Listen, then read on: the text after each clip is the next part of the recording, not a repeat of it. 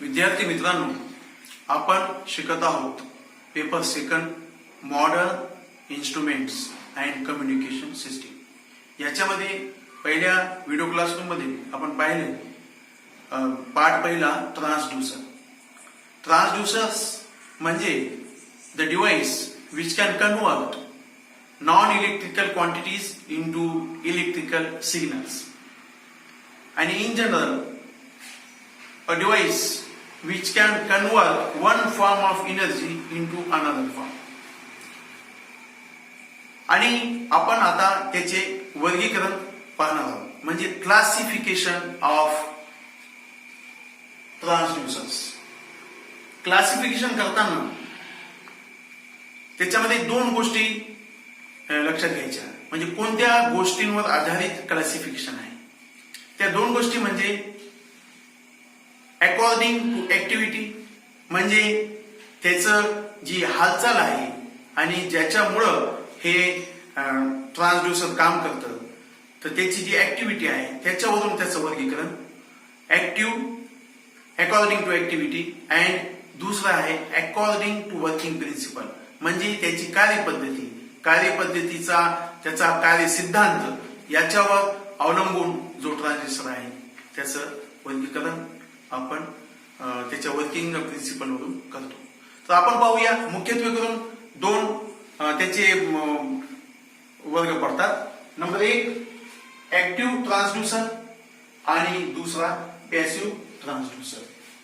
Active transducer म्हणजे की जेव्हा ट्रान्सड्यूसर हा व्होल्टेज आणि करंट सिग्नल्स निर्माण करतं, जेव्हा त्याला भौतिक स्वरूपाची सपोर्टिंग एनर्जी दिल्यानंतर कोणत्याही इलेक्ट्रिक सप्लाय शिवाय, म्हणजे इंग्रजीमध्ये म्हणता येईल की these transducer produce analog voltage or current, म्हणजे हे व्होल्टेज आणि करंट सिग्नल निर्माण करतात। व्हेन सपोर्टिंग, जेव्हा त्याला एनर्जी दिली जाते, पण ती कशाच्या स्वरूपामध्ये? भौतिक स्वरूपामध्ये। Do not require external power, म्हणजे कोणत्याही इलेक्ट्रिकल सप्लाय शिवाय, कोणत्याही बॅटरी शिवाय, कोणत्याही सेल शिवाय जो ट्रान्सड्यूसर काम करतो स्वतःच्या एनर्जीमुळे, म्हणजे सेल्फ जनरेटेड एनर्जी पासून। तर अशा पद्धतीचे ट्रान्सड्यूसर्स हे आहे ऍक्टिव्ह ट्रान्सड्यूसर मध्ये मोडतात। म्हणजे याला आपण असं म्हणूया की असे ट्रान्सड्यूसर की जे स्वतःच्या एनर्जीमुळे व्होल्टेज आणि करंट सिग्नल निर्माण करतात, जेव्हा त्या ट्रान्सड्यूसरला एक भौतिक स्वरूपाची शक्ती सपोर्ट दिली जाते, पण कोणताही विद्युत सप्लाय किंवा बॅटरी किंवा सेल हे न जोडता। तर अशा पद्धतीचे ट्रान्सड्यूसर हे ऍक्टिव्ह ट्रान्सड्यूसर म्हणून ओळखले जातात। मग त्याच्यामध्ये उदाहरणार्थ कोणते ट्रान्सड्यूसर या गटामध्ये मोडतात? तर त्याच्यामध्ये थर्मोकपल, दुसरा पिझो इलेक्ट्रिक डिव्हाइस आणि फोटो व्होल्टाइक सेल किंवा सोलार सेल हे याच्यामध्ये मोडतात। जसं आपण उदाहरणार्थ आपण पाहू, थर्मोकपल,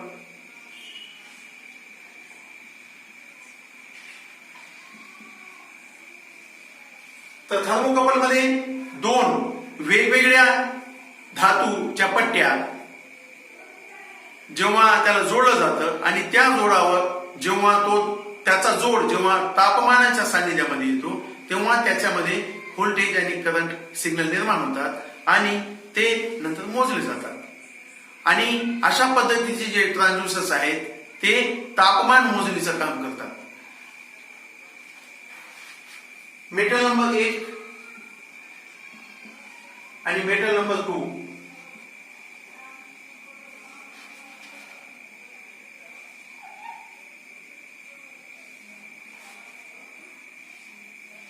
याचा हा जो जोड आहे हा तापमानाच्या सान्निध्यामध्ये येतो, टेम्परेचर,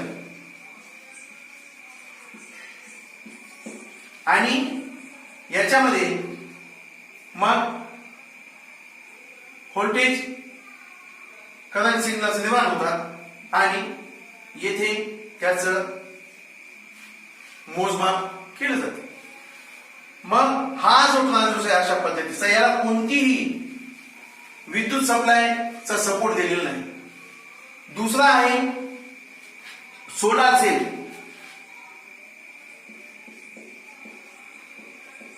किंवा फोटो व्होल्टाइक सेल. म्हणजे हे जे ट्रान्सड्यूसर आहे ते प्रकाश संवेदनशील पदार्थ असतो, म्हणजे तो व्होल्टेज आणि करंट प्रोड्यूस करतो. त्याला कोणतीही बाह्य ऊर्जा दिलेली नसते.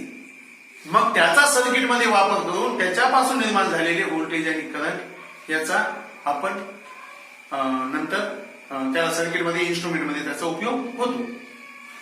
आणि तिसरा आहे पिझो इलेक्ट्रिक पिकअप. या ट्रान्सड्यूसर मध्ये एक टणक पदार्थ जसे डायमंड सारखे, गारगोटी सारखे असे क्रिस्टल्स वापरले जातात. आणि हे क्रिस्टल जे आहे ते सारखे नसतात, वेगवेगळ्या आकाराचे क्रिस्टल्स हे असतात. आणि हे जे आहे ते एका सॉलिड बेसवर ठेवून त्याच्यावर मग दाब दिला जातो. आणि दाब दिल्यानंतर मग त्या दाबेमुळे त्याच्यामध्ये व्होल्टेज आणि करंट हे सिग्नल्स निर्माण होतात. आणि अशा पद्धतीचे जे ट्रान्सड्यूसर असतात त्यांना पिझो इलेक्ट्रिक पिकअप म्हणतात. आणि याचा उपयोग प्रेशर मोजण्यासाठी होतो. जसं वजन मोजण्यासाठी जे मोठमोठाले वजनचे काटे असतात त्याच्यामध्ये याचा उपयोग होतो. अशा पद्धतीचे जे ट्रान्सड्यूसर्स आहेत ते ऍक्टिव्ह ट्रान्सड्यूसर्स मध्ये मोडतात. आणि आता आपण पाहूया पॅसिव्ह ट्रान्सड्यूसर.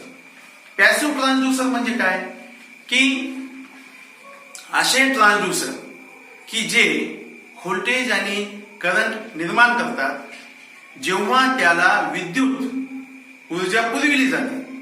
म्हणजे अशा ट्रान्सड्यूसर की ज्यांना विद्युत ऊर्जा पुरवून त्याच्यामध्ये इलेक्ट्रिकल पॅरामीटर्स चा बदल निर्माण होतो. इलेक्ट्रिकल पॅरामीटर्स मध्ये रेजिस्टन्स किंवा कॅपॅसिटर याच्यामध्ये व्हेरिएशन्स निर्माण होतात.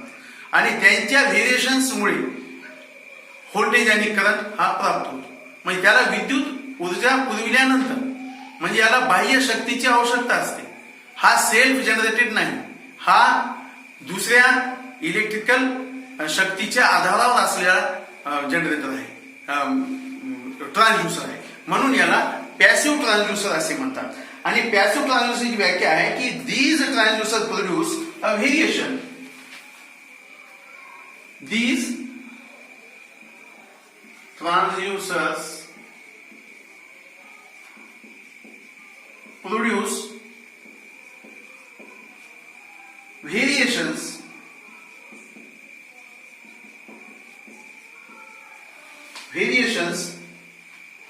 in electrical parameters.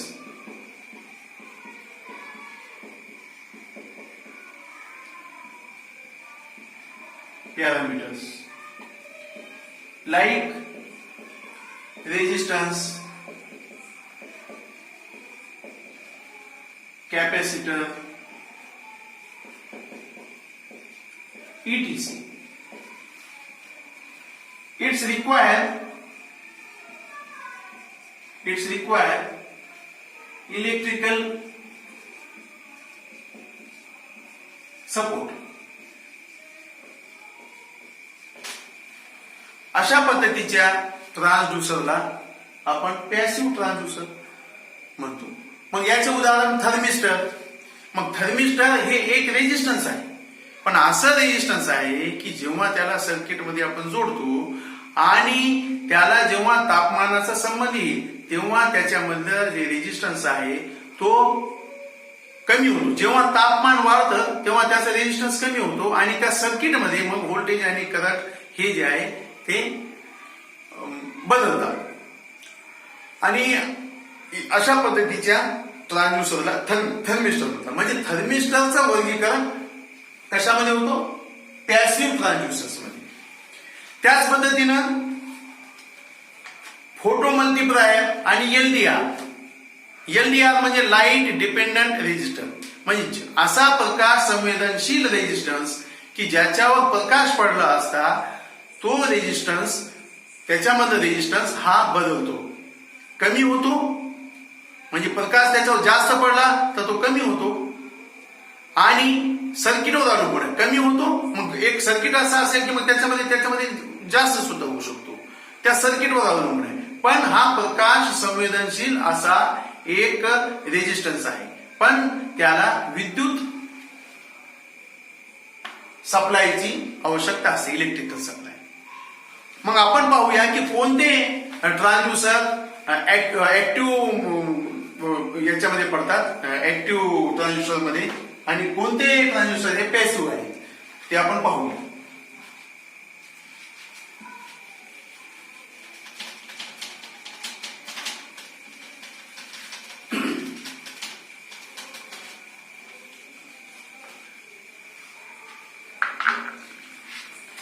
जसे की आताच आपण पाहिलं एलडीआर म्हणजे लाईट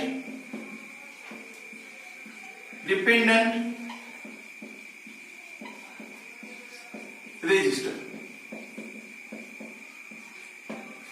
या ट्रान्सड्यूसरचं काम काय आहे की हा variation in voltage of current, variation in voltage और current according to intensity of light, according to intensity of light. हा पॅसिव्ह गटामध्ये मोडतो, म्हणजे पॅसिव्ह ट्रान्सड्यूसर्स.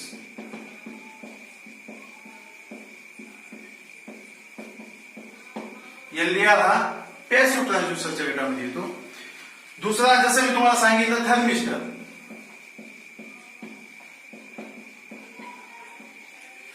थर्मिस्टर हा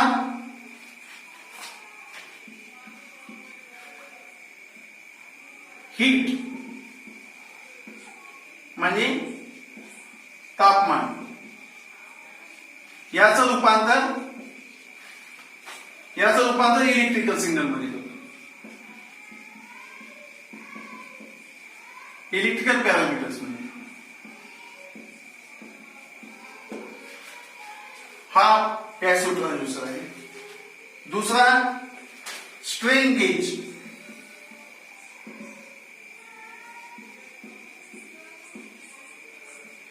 म्हणजे हा एक सुद्धा असा रेजिस्टन्स आहे की ज्याची लांबी ताणली असता किंवा कमी केली असता त्याच्यामधला जो रेजिस्टन्स आहे तो कमी जास्त होतो, आणि हा प्रेशर किंवा वजन मोजण्यासाठी याचा उपयोग होतो, आणि हा सुद्धा पॅसिव्ह या गटामध्ये मोडतो. दुसरा आहे माईक. हा साऊंड कन्वर्टेड इंटू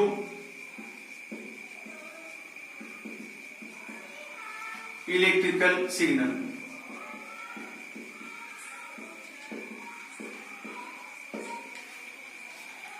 दूसरा, लाउड स्पीकर.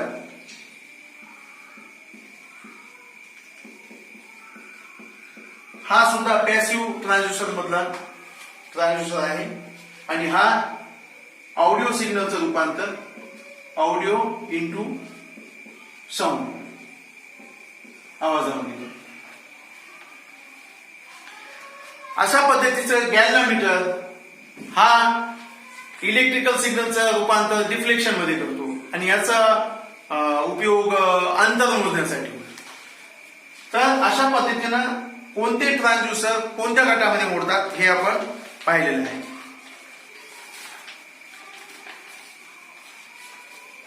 विद्यार्थी मित्रांनो, अशा पद्धतीनं आपण आज क्लासिफिकेशन ऑफ ट्रान्सड्यूसर्स हे पाहिलेले आहेत.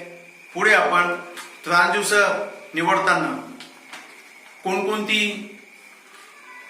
खबरदारी घेतली पाहिजे, कोणकोणत्या गोष्टी लक्षात असल्या पाहिजे आणि कशा पद्धतीनं ट्रान्सड्युसरची निवड केली पाहिजे हे आपल्याला पुढे शिकायचं आहे आणि त्याचे फायदे आणि तोटे हे आपण पुढच्या पाठामध्ये पाहूया. धन्यवाद.